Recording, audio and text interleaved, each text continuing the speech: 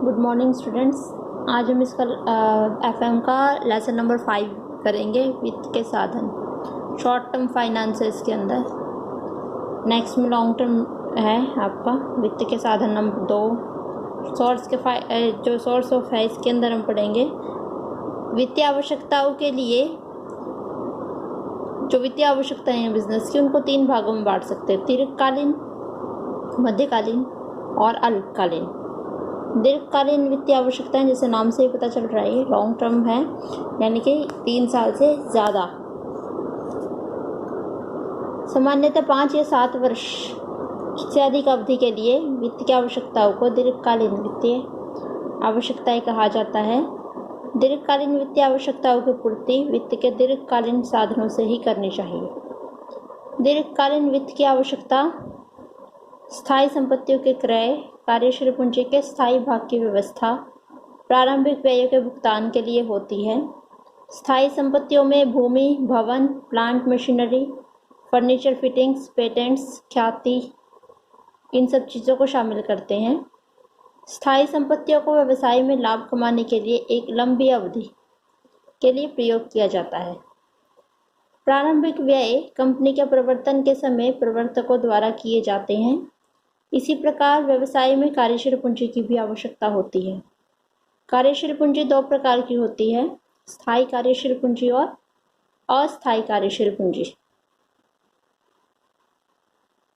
स्थायी कार्यशील पूंजी की आवश्यकता चालू संपत्तियों में न्यूनतम विनियोग के लिए करनी पड़ती है, अतः इसे दीर्घकालीन साधनों से प्राप्त करना चाहिए।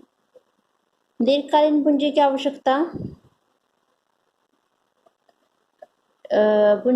न केवल व्यवसाय की स्थापना के समय पड़ती है, परंतु बाद में भी इसकी आवश्यकता होती है। तो यह है दीर्घकालीन वित्तीय आवश्यकताएं। दूसरा है मध्यकालीन वित्तीय आवश्यकताएं। सामान्यतः 1 वर्ष से 5 वर्ष या 7 वर्ष के लिए होती हैं। ऐसी वित्त की आवश्यकताएं ना तो स्थायी प्रकृति की होती हैं और ना ही चालू प्रकृति की होती हैं।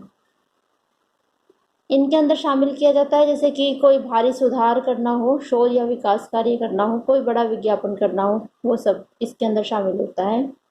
तीसरी है अल्पकालीन।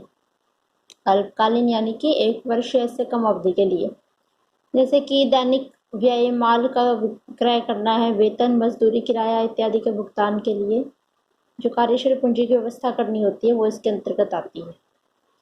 3 प्रकार की वित्तीय आवश्यकताएं हैं। अब इनको पूरा कैसे करते हैं, इन वित्तीय आवश्यकताओं को पूरा कैसे करते हैं, इनके पूरा करने के लिए जो साधन यूज में लाए जाते हैं वो भी 3 प्रकार के हैं: दीर्घकालीन कोष, मध्यकालीन कोष और अल्पकालीन कोष। दीर्घकालीन कोषों में शामिल करते हैं स्वामी पूंजी यानी शेयर कैपिटल, ऋण पूंजी यानी कि डिबेंचर्स वगैरह। मध्यकालीन कोषों में शामिल करते हैं वित्तीय संस्थाओं से लोन 1 से 5 वर्ष के लिए, या फिर रिडीमेबल प्रेफरेंस शेयर जिनका भुगतान 5 साल के अंदर करना होगा। तो यह है मध्यकालीन कोष। और अल्पकालीन कोष के अल्पकालीन वित्तीय आवश्यकता को पूरा करने के लिए अल्पकालीन कोष लेते हैं। वो कैसे लेते हैं? वो लेते हैं उधार, खरीद, बैंक लोन, शॉर्ट टर्म के लिए बैंक से लोन लेना। तो ये 3 तरीके से इनकी पूरी की जाती है। फर्स्ट जो था हमारा दीर्घकालीन कोषों के साधन, इसको एक्सप्लेन करेंगे आगे। अंश पूंजी इसके अंदर आएगी। अंश पूंजी जैसा मैंने पहले ही बताया था, लॉन्ग टर्म सोर्स है शेयर कैपिटल। शेयर क्या होता है? शेयर किसी कंपनी के अंश पूंजी का एक छोटा सा वो भाग होता है जिसमें स्टॉक शामिल करते हैं। स्टॉक मतलब होता है फुल्ली पेड शेयर। एक फुल्ली पेड शेयर से एक स्टॉक बन जाता है। तो अंश का अभिप्राय किसी कंपनी के अंश पूंजी के एक भाग से है, बस इतना ही याद कर लो आप। अंशों की विशेषताएं हैं, इससे कंपनी को स्थायी पूंजी प्राप्त होती है, यानी कि हमेशा रहने वाली पूंजी। कंपनी को जब धन की जरूरत होती है वो अंशों को बेचकर पैसा ले सकती है। लाभांश देना आवश्यक नहीं होता है। इक्विटी शेयर होल्डर्स को लाभांश केवल तभी दिया जाता है जब कंपनी के पास लाभ होते हैं, अदरवाइज नहीं दिया जाता है। इनको लेने के लिए कोई भी संपत्ति हमें मॉर्टगेज नहीं रखनी पड़ती है, गिरवी नहीं रखनी पड़ती है। कंपनी की समाप्ति पर इनको पैसा केवल तभी लौटाया जाता है जब उन कंपनी के पास पैसा होता है, अदरवाइज इनको पूंजी लौटाने की आवश्यकता नहीं है। आय और संपत्ति पर अवशिष्ट दावा, सब थर्ड पार्टी को पेमेंट करने के बाद, लोन देने के बाद और सभी देनदारियों को देने के बाद यदि कोई पूंजी बचती है तो उस पर इनका ही दावा होता है, शेयर होल्डर्स का। सीमित दायित्व, इनका इसमें जो शेयर होल्डर है उसका दायित्व उसके द्वारा खरीदे गए अंशों के मूल्य तक सीमित होता है। अंश हस्तांतरित करने का अधिकार, शेयर होल्डर को अपने अंश किसी अन्य पार्टी को हस्तांतरित करने का अधिकार है। कंपनी के प्रबंध का अधिकार है। अंशधारी कंपनी के स्वामी होते हैं, उन्हें कंपनी के प्रति संपूर्ण अधिकार प्राप्त होता है। अंश और स्टॉक में अंतर बता रहे हैं। अंश कंपनी की पूंजी का एक भाग होता है, परंतु अंश पूंजी को सामूहिक रूप से स्टॉक कहा जाता है। अंश क्या होता है? अंश पार्टली पेड भी हो सकता है, लेकिन स्टॉक जो होता है हमेशा फुल्ली पेड शेयर होता है, जैसे मैंने पहले बताया है। एक शेयर कंपनी इशू करती है, मान लीजिए 10 रुपये मूल्य का, और उसके किसी शेयर होल्डर ने 2 रुपये चुका दिए हैं, अलॉटमेंट मनी चुका दी है, एप्लीकेशन मनी चुका दी है, तो वह शेयर है। लेकिन अगर किसी ने 10 के 10 रुपये चुका दिए हैं तो उसको अधिकार है कि वो अपने शेयर को स्टॉक में कन्वर्ट कर सकता है। तो ये डिफरेंस होता है इसके बीच में। अंशों के प्रकार बता रखे हैं आगे। अंश मुख्य रूप से अंश 2 प्रकार के होते हैं, समतांश और पूर्वाधिकार अंश। समतांशधारी कंपनी के स्वामी माने जाते हैं और पूर्वाधिकारी अंशधारी कंपनी के स्वामी नहीं होते हैं। पूर्वाधिकार अंशधारियों को 2 अधिकार प्राप्त होते हैं, पहले लाभांश प्राप्त करने का अधिकार और पहले पूंजी प्राप्त करने का अधिकार। पूर्वाधिकार अंशधारियों को कंपनी के सभाओं में वोट देने का अधिकार नहीं होता है, जबकि समतांशधारियों को कंपनी के सभाओं में वोट डालने का अधिकार होता है। ये आपको कई विशेषताएं दे रखी हैं इक्विटी शेयर्स की। मैच्योरिटी का मतलब है इनको केवल कंपनी के समापन के समय ही पूंजी लौटाई जाएगी, और वो भी तब जबकि सारे दायित्व भुगतान हो चुके होंगे। आय पर अधिकार, ये कंपनी के स्वामी होते हैं और कंपनी को थर्ड पार्टी का जो भी पेमेंट है उस देने के बाद यदि कोई आय बचती है तो उस पर इनका ही अधिकार होता है, इक्विटी शेयर होल्डर्स का। संपत्तियों पर अधिकार होता है इनको, इनके पास वोटिंग पावर होती है, इसलिए नियंत्रण कर सकते हैं।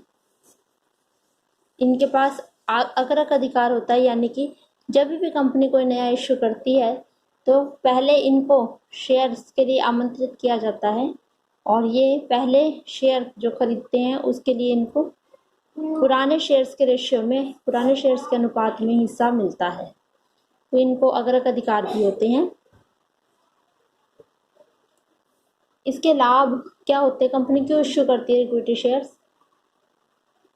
कंपनी को भी लाभ है, इसके विनियोक्ता को भी लाभ है। सबसे पहली बात तो कंपनी को स्थायी पूंजी प्राप्त हो जाती है जो उसको लौटानी नहीं होती है। दूसरा, इनको लाभांश देने के लिए कंपनी को बाध्य नहीं होती है, अगर लाभ है तो देगी, नहीं है तो नहीं देगी।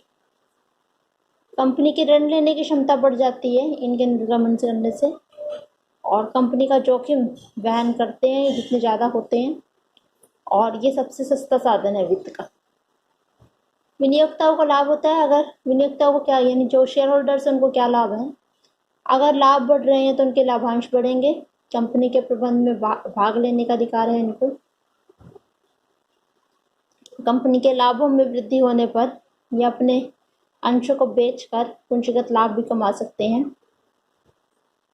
अगर विनियोक्ता जो जोखिम उठाने को तैयार है उनके लिए सबसे अच्छा साधन है इन्वेस्टमेंट करने का।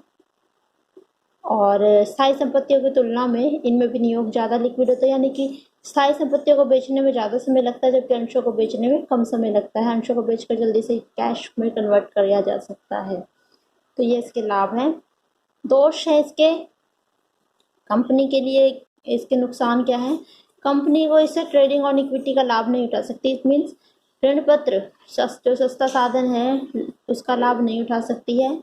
कुछ अंशधारियों को मत देने का अधिकार होता है और वो सारे शेयर्स खरीद कर या मैक्सिमम शेयर खरीद कर कंपनी के प्रबंध को अपने हाथों में रख लेते हैं। अति पूंजीकरण की स्थिति में जब कोई कंपनी होती है तो साधारण अंशों के मूल्य में उनकी संख्या में कमी करना होता है, इसके लिए उसको शोध्य अंशों को लौटाना पड़ता है। जिससे उसकी काफ़ी सारे पैसे लिक्विडिटी ख़त्म हो जाती है। विनियोक्ताओं के लिए नुकसान क्या है इसका? इनमें आय जो है अनियमित होती है। अनियमित का मतलब है यदि लाभ होंगे तभी उनको लाभांश मिलेगा, अदरवाइज नहीं मिलेगा। आय अनिश्चित होती है और आय इसकी जो है अनियमित भी होती है और अनिश्चित भी होती है। कभी ज़्यादा लाभांश मिल जाता है, कभी कम लाभांश मिल जाता है। मंदी काल में सामान्य अंशों का, अगर डिप्रेशन का पीरियड चल रहा है इकोनॉमिक साइकिल में, अर्थव्यवस्था में, तो इनको इनके शेयर्स के उचित वैल्यू नहीं मिल पाती है। जो व्यक्ति जोखिम नहीं उठा सकते उन्हें ये शेयर्स नहीं खरीदने चाहिए। कंपनी के समापन की स्थिति में अगर हानि होती है अगर कंपनी को, तो इन क्षमता अंशधारियों को पेमेंट करना पड़ता है। इनको कुछ भी नहीं मिलता है। कई बार जब कंपनी में हानि होती है, पहले तो थर्ड पार्टी को मिलता है, फिर पूर्वाधिकार अंशधारियों को मिलता है, और उसके बाद भी अगर इनकी पेमेंट पूरी नहीं हो पा रही है तो इनसे पैसा मंगवाया जा सकता है। तो इनको ये हानि है। ये कह रहे हैं इन दोषों के बाद भी सामान्य अंश जो है कंपनी के वित्त का लिए सबसे अधिक महत्वपूर्ण साधन है। तो ये आज हमने करा है वित्त के एक साधन शेयर्स बताए हैं मैंने तुम्हें। नेक्स्ट आगे बाद में करेंगे नेक्स्ट लेक्चर।